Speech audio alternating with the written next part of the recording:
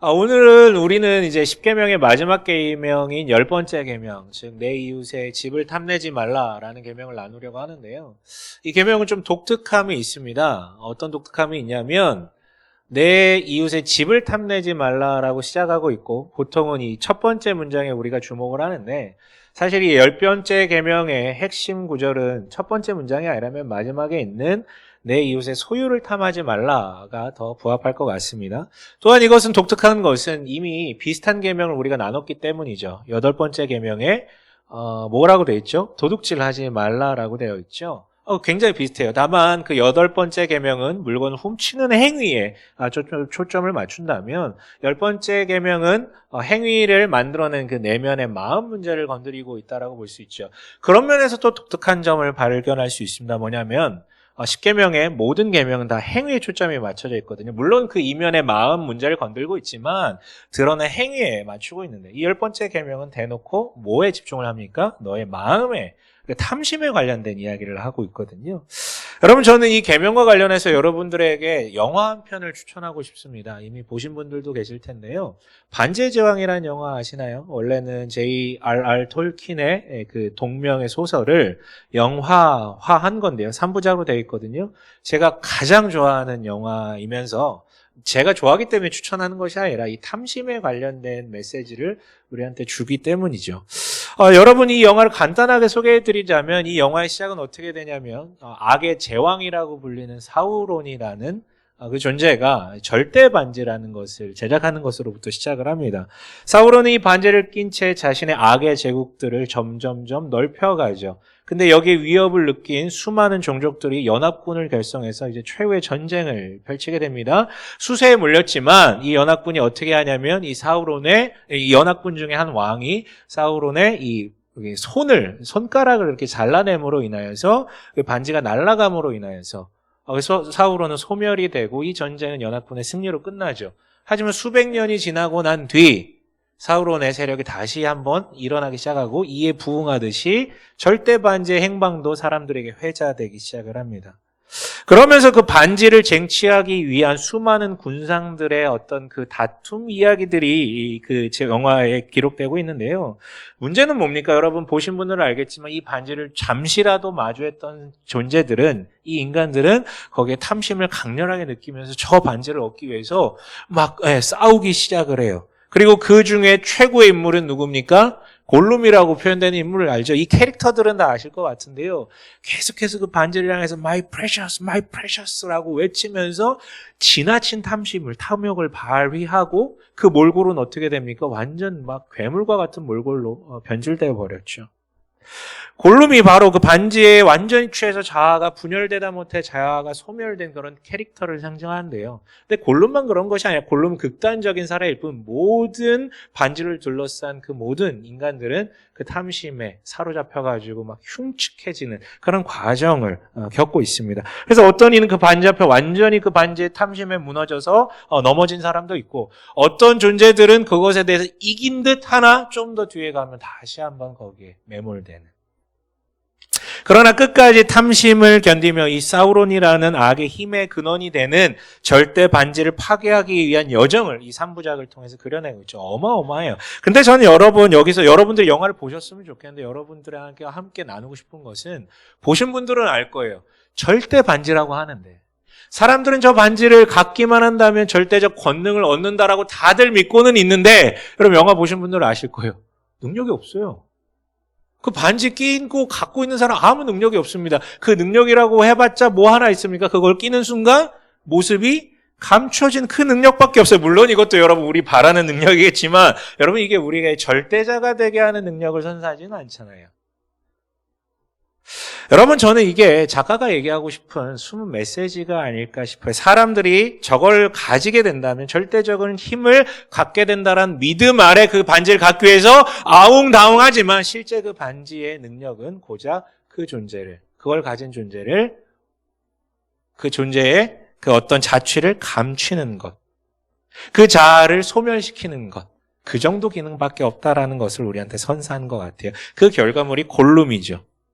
그럼에도 불구하고 사람들은 그 믿음을 잃지 못해서 그 반지를 얻기 위해서 고군분투하잖아요. 여러분, 이것은요, 정확하게 성경 처음에 나온 선악과 이야기와 맞닥뜨리게 됩니다.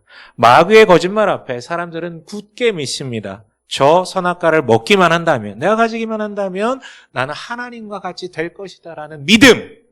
그러나 정작 그것을 취해서 먹었더니 어떤 일이 발생합니까? 전능자가 되었습니까? 아니죠. 전능자인 하나님으로부터 벗어나게 되어서 하나님의 형상이란 그 고귀한 자아를 상실하고 죄인의 굴레 가운데 비참하게 되는 것이죠. 그렇다면 여러분 묻겠습니다. 여러분들이 탐하시는 건 무엇입니까? 여러분 갖고 싶은 게 무엇이세요? 여러분들이 얻고 싶은 건 뭡니까? 그걸 얻게 된다면 여러분 정말로 풍성해지게 될까요? 전능감을 갖게 될까요? 행복해지게 될까요? 여러분 당신이 무엇을 탐하는지 이 시간 한번 물어보면서 우리는 오늘 세 가지 이야기를 좀 나누려고 하는데요. 첫 번째는 인간에게 탐심이 일어나는 이유에 대해서, 두 번째는 그 탐심을 극복하고 싶지만 그러지 못하는 그런 어떤 장애물과 같은 이유들에 대해서, 마지막으로는 그렇다면 우리가 이 시대에 이 10번째 계명을 어떻게 준수해 나갈 수 있는지에 대해서요. 첫째로 여러분, 우리에게 탐심이 일어나는 이유는 무엇입니까? 네 가지를 좀 요약해서 말씀드리고 싶은데요. 우선 어찌 됐든지 간에, 그게 무엇이든지 간에 뭔가 부족함을 느낄 때 우리는 무언가를 탐하게 됩니다. 간단해요. 그래야 탐심이 시작되거든요. 물론 탐하는 대상도, 탐하는 강도도 다를 수는 있겠지만 사람마다 다 다릅니다. 탐하는 게 다를 수 있어요. 하지만 어쨌든 자기가 중요하다라고 여기는 거, 내게 필요하다, 내가 원한다라고 여기는 게 내만큼, 내 양껏 채워지지 못해서 발생하는 그 부족함을 느낄 때 비로소 무언가를 탐하게 된다라는 것이죠. 두 번째는요. 요거 히터 바람 좀 줄여주세요. 두 번째로는요. 의외지만 사랑받지 못하다라고 느낄 때, 내가 사랑이 채워지지 못한다라고 느낄 때 탐하게 됩니다. 무슨 이유냐면, 여러분 잘 떠올려 보십시오. 충분히 사랑받고 자란 아이들, 그게 정서적 체험만이 아니라 물리적인 것까지 충분히 채워지면서 자라난 아이들은요, 부족함 자체를 크게 느끼지 않아요. 자기가 얼마를 가졌느냐는 상관이 없고요. 그냥 부족함이라는 것을 크게 느끼지 않아요. 나가 남과 비교하지도 않죠. 근데 그건 아이들만 그런 것이 아니라 성인에 대해서도 마찬가지입니다. 얼마 전까지 뭔가 되게 부족하다고 막 되게 결핍감을 느끼던 사람들도 갑자기 어느 순간 사랑이라는 것을 시작을 해가지고 사랑을 주고받기 시작을 한다면 갑자기 달라집니다. 그 전에 결핍됐던 것들이 그렇게 크게 다가오지 않아요. 왜냐하면 인간으로서 가장 중요한 게 이미 채워졌기 때문인 것이죠. 사람들은 이런 얘기합니다. 사랑이 밥 먹여주냐고요? 맞는 말이에요. 사랑이 밥 먹여주지 않습니다. 하지만 사랑은 이미 밥 먹은 것과 같은 든든함을, 이 정서적으로 든든함을 느끼게 하고, 반대로 모든 것을 체험받고 가졌어도 그 본질적인 사랑이 없다면 늘 갈증과 목마름을 느끼게 되는 것이죠. 이어서 세 번째 이유는요. 이것도 의외일 수 있는데 삶에 목적이 없는 사람들이 탐심에 쉽게 젖어듭니다. 여러분, 자기 삶의 목적과 목표가 분명한 사람들은요, 마치 경주마가 이 옆을 가리고 뛰듯이 옆을 돌아보면서 비교하지 않습니다. 그냥 그것만 바라보고 가죠. 근데 그 목적과 목표가 상실된 사람들은 자신의 위치를 옆을 통해서 확인을 합니다. 나 저거 없는데? 나 저거 부족한데? 나 저 사람보다 뒤처졌는데? 그러면서 탐하게 되죠. 그리고 탐심의 마지막 이유는요, 타인에 대한 그릇된 시선이에요. 거두절미하고 여러분, 타인을 나와 한몸 일을 대상으로 보는 시선이 아니라 나와의 경쟁자라고 바라볼 때 탐심 생기게 되는 것이죠. 물론 여러분, 우리가 여기 다 착한 사람들이시잖아요. 그렇죠? 나만 착한 걸로 할게요. 네, 전 착해요. 라고 하는 제가 제일 못됐죠. 아무튼 여러분 여기 다 착하기 때문에 막 내 옆에 있는 사람은 경쟁자라, 저 인간이라 어떻게든 이거 할 거야, 그렇게 생각하면서 사는 사람은 별로 없습니다. 그러나 여러분, 대놓고 처음부터 그런 사람은 없지만 당신이 원하는 그것, 당신이 절대반지라고 생각하는 것, 당신이 선악과 같다라고 여기는 그게 당신 눈앞에 놓여져 있을 때 자기도 모르게 옆 사람이 그것을 훔쳐갈 수도 있겠다라는 그 어떤 위협감이 다가오는 것이죠. 경쟁자라고 인식할 때 우리는 탐심을 갖게 됩니다. 여러분, 이런 탐심이 일어난 여러 가지 이유들을 전제로 이 10번째 계명의 의미를 다시 한번 살펴봤으면 좋겠는데요. 계속해서 제가 10계명을 설교하면서 반복적으로 여러분들과 공유하는 이야기가 있습니다. 뭡니까? 이 계명이 누구한테 주어졌다고요? 이 계명은 노예였었으나 하나님의 절대적 은혜로 자유함을 얻게 된 자. 근데 여러분, 자유함이라는 정서적 충족만 안게 된 게 아니라 이 사람들이요, 그 이집트를 탈출할 때 어떤 일이 발생했습니까? 하나님께서 10가지 재앙을 통해서 이집트인들의 완전 혼을 다 빼놓거든요. 그러니까 이 10번째 재앙 뒤에 이 사람들이 탈출해 갈 때 이집트인들이 제발 다시는 돌아오지 말라고 엄청나게 많은 재물을 선사해 주거든요. 근데 여러분, 이 재물 갖고 어디 갑니까? 광야에 가잖아요. 근데 여러분, 광야에서 굶어 죽지 않습니다. 하나님께서 그 삶을 살 수 있게끔 물과 먹을 것들로 채워주십니다. 그게 끝이 아니었죠. 그 광야길에서도 보호받는 불기둥과 구름기둥으로 그들을 살피셨고요. 나아가 어디로 가야 됩니까? 하나님께서 약속하신 땅, 그 목적지, 즉 하나안이라는, 거기 가면 더 큰 은혜와 풍성함으로 가득 차할 곳에 대해서 목적지를 분명하게 선언을 하십니다. 여러분, 이 정도면 이스라엘은요, 이미 어마어마하게 충만한 은혜를 받았고 어마어마하게 충만한 사랑을 받았으며 충분한 목적지가 주어졌고 충분한 동지들이 이미 주어진 상태 아닙니까? 그런데 여러분, 만일 그 이스라엘 사람들 중에 누군가가 탐심이 일어나게 된다면 여러분, 그건 무엇입니까? 여러분, 그 사람은 그게 부족한 것입니까? 아니요. 그 사람은요, 무언가의 부족을 호소하는 것이 아니라 특히 믿는 자의 탐심이라는 것은요, 하나님의 은혜가 내게 충만치 않다라는 인식이 주어질 때 비로소 무언가를 탐하게 되는 것입니다. 다른 사람이 아니라 그 이스라엘한테 주어졌다는 것을 기억하셨으면 좋겠어요. 여러분, 그런 맥락에서 10번째 계명은요, 탐심을 갖지 말라라는 그 금기를 이야기하기 전에 우리에게 이렇게 질문하는 것이죠. 너는 도대체 누구냐고요. 너는 하나님의 이 절대적인 은혜를 받은 자, 그리고 받고 있는 자가 맞는가라는 질문을 우리한테 선언하고 있는 것입니다. 그리고 요청합니다. 정말로 그 은혜가 이미 주어졌고 주어지고 있는 이 절대 은혜를 마주할 수 있다면 너의 탐심은 자연스럽게 사라지게 될 것이라고요. 그리고 탐심이 아니라 자족하면서 감사한 삶을 살게 될 것이라고요. 그래서 여러분, 이 10번째 계명을 한 문장으로 요약하면 절대 은혜를 기억하고 자족하라라고 요약할 수 있습니다. 저 역시 여러분, 이 10번째 계명을 들어서 여러분들께 여쭤보겠습니까? 당신은 누구입니까? 여러분, 당신은 누구입니까? 이 자리에서 예배하고 계신 여러분들은 누구입니까? 하나님의 은혜를 입은, 그리고 입고 있는 하나님의 자녀가 맞습니까? 그렇다면 여러분, 그 절대 은혜를 기억하면 부디 자족하십시오. 그렇다면 여러분, 자연스럽게 너의 이웃의 소유를 탐하지 않게 될 것입니다. 그러나 여러분, 이 계명을 나의 현실에서 지켜나가는 건 굉장히 쉽지 않을 것입니다. 네, 두 번째로 탐심으로부터 벗어나기 힘든 이유에 대해서 언급을 할게요. 이것은 제가 이미 지난주에 거짓 증언하지 말라라는 그 9번째 계명을 설명하면서 했던 이야기를 떠올리시면 좋을 것 같은데요. 그때 제가 말씀드렸습니다. 뭐 때문에 우리가 거짓말을 금하기 어렵다라고요. 첫 번째로 악마의 존재에 대해서 얘기했는데 그 얘기를 다시 한번 꺼내보죠. 여러분, 물론 오해하지 마십시오. 악마가요, 우리한테 탐심을 주입시키지 못합니다. 마치 하나님께서 우리에게 사랑을 강제로 주입할 수 없듯이 악마 역시 우리에게 탐심이라는 것을 강제로 주입하지 못합니다. 다만 악마가 하는 것은 이거죠. 마치 절대 반지와 같았던 선악과에 주목하게끔 하는 정도는 할 수 있습니다.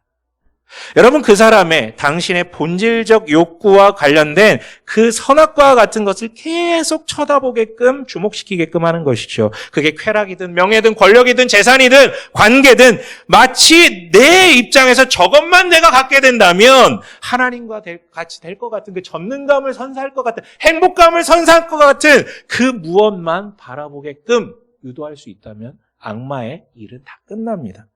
그 순간 그 인간은요, 이미 하나님께서 내 삶에 주신 것들을 더 이상 바라보지 않습니다. 자유하게 따먹으라고 하셨던 그 수많은 열매들이 더 이상 보여지지 않아요. 다 흑백 처리돼요. 그리고 선악과와 같은 그것만 총천연색으로 보이기 시작하죠. 믿게 됩니다. 저것만 가지면 내가 풍성해집니다. 그리고 자연스럽게 탐하게 되죠. 또한 여러분, 세상 문화 역시 탐심을 부추깁니다. 지난주에도 여러분 광고 얘기했잖아요. 광고의 화법이라는 건 비포와 애프터를 비교하는 것입니다. 너는 현재 지금 부족하다. 흑백 처리라는 건 네 인생은 지금 부족하다. 근데 총천연색으로 빛나는 저 상품, 저것을 네가 갖게 된다면, 소유한다면, 누리게 된다면, 이용하게 된다면 네 삶이 이렇게 달라질 것이다. 근데 여러분, 우리의 삶은요, 현대 도시인들은요, 최소한 하루에 3,000개 이상의 광고를 무의식적으로 받아들이게 됩니다. 그러면 우리의 현실은 마찬가지죠. 나는 되게 부족하구나라는 무의식 중에서 그 의식을 갖고 살아간다라는 것입니다. 나아가 여러분, 우리 사회를 일명 경쟁사회라고 얘기하잖아요. 예, 우리는 여러분 성인이 되어서 사회생활하면서부터가 아니라 학창시절부터 이미 경쟁사회 속에서 살아갈 문법을 배우고 자라났습니다. 그래서 학창시절부터 옆 사람을 나의 이웃이 아니라 잠재적인 경쟁자로 보는데 익숙합니다. 특히 공부에 열심인 친구들은요. 그리고 그 맥락에서 꼭 공부가 아니더라도 경쟁에서 승리하기 위해서는 끝없는 자기 개발에 몰입하게 되죠. 여기 계신 사회생활 하신 여러분들 다 그 생각 갖고 있지 않습니까? 물론 여러분 자기 개발은 좋은 것입니다. 저는 이거 좋은 거라고 생각을 해요. 열심 갖는 거 좋다라고 생각을 합니다. 단 자기가 원해서, 자기가 필요해서, 자기가 더 성숙하기 위해서 스스로 결정해서 하는 자기 개발. 그러나 우리 시대의 자기 개발은 다 두려워서 쫓기듯이 이렇게 안 하면 낙오될 것 같아서 그런 자기개발 같아요. 이런 가운데 자족이라는 것은 성립될 수 없습니다. 만약에 누군가 자족을 말한다면 그것은 나태함이라고 지목을 하죠.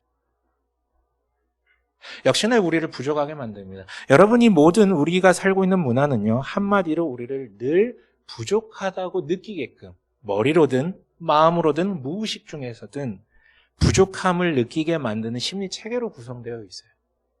당연히 탐심이 그냥 자극이 되죠. 그러나 여러분 무엇보다 핵심은 따로 있습니다. 여러분 제가 한 번 정도 예전에 설교하면서 언급한 적이 있는데 제 인생의 최초의 도둑질이 하나 있어요. 물론 아내의 마음을 훔쳤다. 그건 예전에 이미 했고 그 얘기 아니에요. 최초의 도둑질. 초등학교 1학년 때 있었던 일이에요. 들으신 분도 계실 수 있는데 제가 도둑질한 것은 뭐냐면 그 투명한 비닐에 검정색 글씨가 쌓여있는 그 땅콩 카라멜 이렇게 말려있는 거 있잖아요. 그게 제 최초의 도둑질이었어요. 그 당시에는 이 추파춥스 통 같은데 그거 부어놓고 한 개 개당 10원씩 팔았거든요. 근데 무슨 일이 있었냐면 어느 날이었는데 제 초등학교 1학년 때 국민학교였는데 아무튼 2학년인가 3학년인가 형들이랑 놀다가 갑자기 그 형 중에 한 명이 슈퍼에 들어가더니 나오더니 주먹을 딱 폈는데 거기 카라멜이 있는 거예요. 봐봐. 맛있겠지? 야, 나 갖고 나왔어. 야, 그럼 니네도 먹고 싶으면 갖고 나와. 괜찮아. 전 그게 도둑질인지 그때도 알았습니다. 그건 도둑질이다. 그러나 그 이야기를 듣는 순간 왠지 모르게 나도 할 수 있어. 나도 할래. 그리고 들어가서 몰래 훔쳐나왔죠. 그리고 형들 앞에서 주먹을 펴고 봐라 하고 자랑을 하고 그걸 맛있게 까먹었습니다. 그러나 여러분 그날 저녁 제 마음이 견딜 수가 없죠. 왜냐하면 저는 모태신앙이자 저희 아버지 목사님이고 굉장히 율법주의적이신 분이었거든요. 그 아래서 계속 배우다 보니까 나 이러다 지옥 가겠다라는 그 두려움이 확 올라왔어요. 진짜 지옥 갈 것 같더라고. 지옥행 티켓을 끊은 것 같더라고. 이거 고백해야겠다. 저희 아버지한테 얘기했죠. 그날 저녁에. 아버지 제가 훔쳤다고. 제가 지금 옛날 기억을 떠올리면서 제 옛 이야기들을 말씀드렸는데 저는 옛 기억을 떠올리면서 두 가지 확신을 가졌어요. 한 가지 확신은 뭐냐면 그때 저는 분명히 말씀드렸거든요. 그럼 이제 어린 아들이 이렇게 와가지고 진실을 이렇게 고하면서 제가 그런 나쁜 짓을 했습니다라고 하면 그냥 두 팔 벌려서 안아주는 그 아버지의 그 품은 동화책에서만 나온다라는 것을 그날 굉장히 크게 확신해 뒤지게 맞았어요. 진짜 미친 듯이 맞았습니다. 네, 미친 듯이 맞았어요. 그래서 얼굴이 지금 이래요. 네, 아무튼. 네. 얼굴 건드시면 안 되셨는데, 아무튼. 근데 이건 장난이고, 기억을 떠듬어 보면서 다시 느꼈던 확신은 뭐냐면, 그날 초등학교 1학년이었던 손성찬이 탐했던 것은 카라멜이 아니라, 바로 내가 이런 것도 할 수 있어. 라고 의기양양한 그 자격? 대단해 보이는 그런 어떤 신분? 나는 그것을 탐했구나. 그런데 여러분 이게 초등학교 1학년 때의 손성찬의 이야기만일까요? 아니요. 여러분 이건 인간의 속성입니다. 최초의 인간이 탐했던 것은 선악과가 아니죠. 무엇이었습니까? 선악과를 먹으면 갖게 된다는 하나님과 같은 그 전능감 혹은 하나님과 같은 신분이 된다라는 것을 탐했던 것이죠. 하나님과 같은 느낌과 신분을 탐했던 것이에요. 그리고 여러분 이것은 아담과 하와 이후에 일어난 모든 인간들 마음속에 이미 존재하는 마음입니다. 다시 말하지만 사람마다 욕망하는 게 다르기 때문에 그거 가지면 행복할 것이다 라고 이해하는 선악과는 다 다릅니다. 그러나 결국은 그게 모든 상관없이 인간의 본성의 그 레파토리는 똑같다는 것이에요. 그것만 있으면 하나님과 같이 될 것이다라는 전능감과 신분을 열망한다라고요. 그래서 탐심이 여러분 반복적으로 일어납니다. 이처럼 여러분 하나님이 되고 싶기에 하나님의 자리를 탐하는 이 본성적 마음을 가리켜서 성경은 죄라고 얘기하고 이것은 여기 계신 여기만이 아니라 모든 인간들 가운데 있는 본성이라는 것이죠. 여러분 이게 10번째 계명을 지키기 어려운 근본적인 이유입니다. 그래서 여러분 이 10계명을 해설한 데칼로그라는 책을 지었던 김용규 교수, 이분 책 되게 좋아하는데요. 김용규 교수는요, 탐심을 이렇게 표현을 합니다. 함께 읽어볼까요? 시작. 존재에 대한 사랑을 잃은 자는 존재물에 대한 사랑에 빠지기 마련이다. 자신이 누구인지, 무엇이 되고 싶은지, 어디로 향하는지 모르는 자는 존재물이라는 것, 눈에 보이는 그것들에 탐하게 된다는 것이죠. 그럼 그렇다면 우리 어떻게 해야 됩니까? 이 부분에 대해서는 우리는 불교 이야기를 들어볼 수밖에 없어요. 왜냐하면 불교는 무슨 얘기를 합니까? 세상 만사의 모든 고통의 근원은 무엇에 있다고요? 자기 마음에 있는 그 탐욕 때문에 있다라고 우리한테 설파하지 않습니까? 여러분 이거 어마어마한 지혜예요. 왜냐하면 그 전까지 모든 사람들은 고통 문제가 어디로부터 온다? 밖으로부터 온다. 혹은 영적 존재로부터 온다라고만 해석을 했는데 불교는 다르게 얘기하는 거죠. 아니, 밖에 있는 게 아니라 네 마음 안에 있다고요. 이건 여러분 정말 대단한 성찰입니다. 어마어마한 변화예요. 그래서 어떻게 얘기합니까? 그렇기 때문에 네가 수행을 통해서 그 탐욕을 다스려야지. 벗어나야지만 마침내 해탈에 이르러서 너는 새로운 존재, 새로운 신분, 새로운 인간이 될 것이다. 그게 바로 신적 존재가 될 것이다 라고 우리에게 가르침을 줍니다.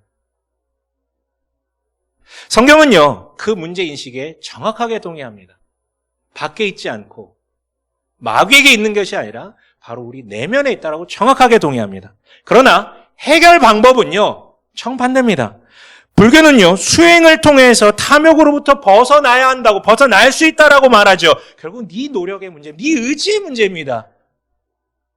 그런데 성경은 말하죠. 그건 불가능하다고요. 안 된다고요. 자기 의지로 자기 심장 박동을 멈출 수 없듯이, 멈출 수 있나요? 그런 분 계세요? 살짝 조절은 할 수 있겠죠. 하지만 멈출 수 없듯이 마치 이 탐욕이라는 것은, 그 자리를 탐한 탐욕이라는 것은 심장 박동과 같아서 멈출 수가 없다고요. 멈춘 것 같을지라도 네가 진짜 원해, 네 욕망에, 네가 너 자신도 몰랐는데 내가 이런 걸 원했었구나라는 것이 네 눈앞에 딱 주어지는 순간 절대반지에 환장하듯이, 선악과에 환장하듯이 눈이 뒤집혀질 것이다라고. 정리하면요, 저는 이 세상 지혜 가운데 가장 극단 가운데 이른 것 중에 하나가 불교라고 생각을 하는데, 불교는 말합니다. 탐욕에서 벗어나야지만 네가 새로운 존재, 새로운 신분을 갖게 될 것이라고. 하지만 성경은 정반대로 말하죠. 먼저 새로운 인간, 새로운 신분이 돼야지만 비로소 그 탐욕으로부터 벗어날 수 있다고요. 그렇다면 어떻게 해요? 성경이 얘기하는 건 뭡니까? 말이 안 되는 것 같잖아요. 그러나 이런 방법이 있다라는 것입니다. 뭐냐면 하나님께서 하신 일에 주목해 보셨으면 좋겠어요. 하나님의 신분, 그 자리를 탐하다가 스스로 몰락해서 탐욕의 노예가 돼서 악순환을 그리고 있는 인간들에게 하나님은 결심하시죠. 새로운 신분을, 정말 새로운 신분을 주시기로 작정하셨고 그 일을 실제로 거행하셨다고요. 그게 바로 여러분 우리가 믿는 대상이 예수 그리스도를 통해서 일어난 일 아닙니까? 십자가에 달리신 예수께서 뭘 가져가십니까? 우리의 신분이요. 어떤 신분이요? 그 노예된 신분, 탐욕의 노예가 돼서 뭐가 좋은지도 모른 채 계속해서 괴로울 수밖에 없는 우리의 신분을 대신해서 가져가셨고 십자가에 달려 돌아가심으로 인해서 그 심판받아야 되는 그 신분을 해결하셨다고요. 대신 짊어지셨다고요. 도리어 우리에게는 어떤 신분이 주어집니까? 그가 하신 그 일로 말미암아 그 일을 믿는 자에게는 본인의 신분, 즉 하나님의 아들이라는 신분을 우리에게 주신다라는 것이죠. 그렇다면 그 절대 은혜를 정말로 받아들인 자라면 더딜 수는 있겠지만 점차적으로 탐욕으로부터 해방되어 자유케 된다라는 게 성경이 말하는 것입니다. 노력해서 탐욕을 없애면 새로운 신분이 주어진다. 그건 세상 얘기고 세상 지혜 최고봉에 얘기하는 것이고 성경은 반대로 얘기하죠. 예수 그리스도를 통해서 일어난 일, 이 일을 받아들이게 된다면 너의 신분이 바뀌고 자연스럽게 점차 탐욕으로부터 벗어나게 될 것이다. 여러분, 우리를 고통스럽게 만드는 그놈의 탐심은 당신의 열심으로 이겨낼 것이 아니라 이미 일어난 하나님의 열심을 받아들일 때 이루어집니다. 여러분, 이 자리에 탐심으로 인해 일어난 고통의 문제로 인해서 고통받고 있는 자가 있다면 주목하세요. 예수를 통해 일어난 이 복된 사실을 믿으시면 됩니다. 마지막으로 이 10번째 계명을 우리가 현실에서 어떻게 지켜야 됩니까? 저는 이렇게 강조하고 싶어요. 내 이웃의 소유를 탐하지 말라라고 되어 있죠. 저는 이렇게 반대로 얘기하고 싶습니다. 지금보다 더욱더 탐하시라고요. 더 열심히 탐심을 가지시라고요. 무슨 소리냐고요? 예를 들면 이런 거죠. 어떤 대회가 있습니다. 그 대회에 우승하는 게 목표인 사람은 그 목표를 이루기 위해서 어떻게 살아갑니까? 자신의 시간과 에너지를 조절합니다. 자던 거 다 자지 않고요. 먹던 거 다 먹지 않고요. 놀던 거 다 놀지 않습니다. 오직 그것만을 위해서 나의 시간과 에너지를 다 투여를 하죠. 먹는 것, 자는 것, 노는 것 나쁜 것들 아닙니다. 하지만 그것을 얻기 위해 다 포기한다라는 것이에요. 조절한다라는 것이에요. 한마디로 내가 더 가장 탐하는 것에 의해 나머지 모든 탐심이 조절되게 되어 있습니다. 마찬가지입니다. 여러분, 인간은 탐심을 없앨 수 없습니다. 조절할 수 없어요. 조정할 수 없습니다. 그런데요, 여러분, 진짜 옳고 내 인생이 진짜 좋은 것을 더 열심히 탐하게 된다면 나머지 모든 탐심들이 조절되게 된다는 것이죠. 조정되게 된다는 것이죠. 그래서 여러분, 저는 여러분들의 문제가 탐심이 많은 게 아니라 오히려 탐심이 적다라는 것, 다만 올바른 것에 대한 탐심이 없다라는 것, 그 얘기를 하고 싶습니다. 탐심이 큰 게 아니라 탐해야 할 것을 탐하지 못하고 아니면 더 탐하지 못한 것 때문에 우리에게 이런 탐심들이, 이상한 탐심들이 들어온다는 것이죠. 여러분, 제발 하나님의 자리를 탐할 것이 아니라 당신을 풍성하게 할 주 하나님만을 더 탐하십시오. 그렇다면 여러분 자연스럽게 자족하고 풍성하게 될 것입니다. 다만 여러분, 하나님만을 탐하라는 이 말이 추상적이 되어서는 안 되겠죠. 행동으로 옮기셔야 되겠죠. 여러분, 지난주에 광고 드렸는데요. 관련해서 기회를 준비해 드렸습니다. 내년 시작할 때부터 우리가 통독이나 큐티를 통해서 말씀 묵상을 하자 그랬어요. 여러분, 이건 프로그램이 아니에요. 누굴 좋게 하기 위함이 아닙니다. 이것은요, 여러분, 그냥 정확하게 건강성에 대한 문제고요. 여러분, 이제는 조금 더 성숙해야 되지 않겠습니까? 지난주에도 말씀드렸죠. 정말 성숙하고 싶은 거 맞냐고. 정말 하나님과 가까워지고 싶은 거 맞냐고요. 하나님을 알지 못하는데 어떻게 하나님을 더 탐하게 됩니까? 그의 위대함을 알아야 더 탐하게 되겠죠. 참여하셨으면 좋겠어요. 그리고 한 가지 더. 여러분, 반지의 제왕 보세요. 이것도 이번 주에. 네. 근데 여러분, 의미 없는 스포지만 결국은 반지의 제왕은 어떻게 끝나냐면 그 반지를, 모두에게 탐심을 불러일으키는 그 반지를 파괴함으로 영화가 끝나거든요. 근데 여러분, 사실 그 여정은요, 마지막에 큰 위기를 맞이하게 됩니다. 무슨 위기냐면 바로 그 반지의 운반자가 돼서 이 반지를 어떻게든 파괴하려고 했던 그 주인공 프로도가 결국은 반지에 의해서 그 탐심에 사로잡히게 되거든요. 그러니까 이거 파괴 안 하려고 그래. 맨 마지막에 가가지고. 소명의식을 가지고 거기까지 갔는데, 그 고군분투해서 거기까지 갔는데 이걸 파괴 안 하려고 그래요. 근데 여러분, 이걸 어떻게 파괴할 수 있었나요? 어떻게 파괴할 수 있냐면 항상 그 옆에 붙어 다니던, 그래서 그 여정을 끝까지 함께하던, 충실했던, 그 충직했던 샘이라는 그 인물 때문이었습니다. 여러분, 그 샘이라는 인물은요, 처음부터 끝까지 단 한 번도요, 반지의 시선을 빼앗기지 않고 누구만 바라보고 있냐면 프로도, 이 반지의 운반자 프로도에게만 주목하고 있습니다. 영화를 끝까지 보세요. 단 한 번도. 모든 사람은 한 번이라도 거기를 주목하는데 샘은 그렇지 않습니다. 그렇다면 여러분, 이 주인공 프로도에게 있어서 자신 인생의 능력의 근간이 됐던 것은 무엇입니까? 사람들이 다 그렇게 믿었던 절대 반지였습니까? 아니요. 그 인생의 진짜 참 능력의 근간이 되었던 것은 그 동지였던 샘이라는 존재였죠. 다시 말씀드립니다. 탐심을 이기기 위해선 탐심을 제어하는 데 집중하는 것이 아니라 반드시 탐해야 될 것을 탐해야 되는데, 그 첫 번째는 당연히 하나님이시고요. 이어서 우리가 탐해야 될 것은 바로 샘과 같은 이웃, 동지들입니다. 나를 경쟁자로 보지 않고 비교하지 않고 반대로 내가 사람들을 경쟁자라고 바라볼 때 그게 아니다라고 위로하고 격려하고 말릴 수 있는 그런 동지. 내가 사랑받지 못한다라고 느껴가지고 탐심이 일어나라고 할 때 아니다, 내가 옆에 있지 않느냐라고 말할 수 있는 그런 존재.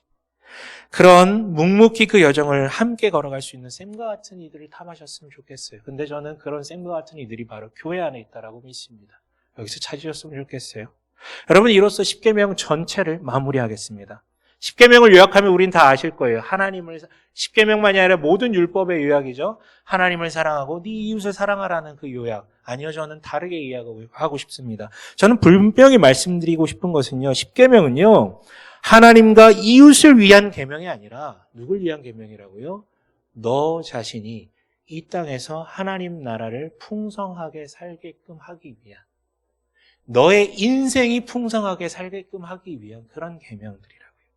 다만 그것을 위해서 십계명은 끊임없이 십계명을 지키려는 자들에게 묻죠. 너는 누구니? 그러니까 네가 이걸 할 수 있는 일을 묻는 게 아니라 너는 누구니?라는 질문을 계속 던집니다. 아직 예수를 믿지 않은 이에게는 말하죠. 당신 앞에 이미 거대한 은혜가 이미 주어졌다라고요. 그리고 이미 믿은 이에게는 말합니다. 당신은 이미 큰 은혜를 받았고 여전히 받고 있으며 앞으로도 계속 될 것이라고요. 그것을 믿는다면 당신은 여러분이 십계명을 지켜나갈 수 있게 될 것입니다. 여러분, 그래서 그 가운데 풍성함을 느끼는 여러분 되시길 주님의 이름을 간절히 축원합니다. 아멘.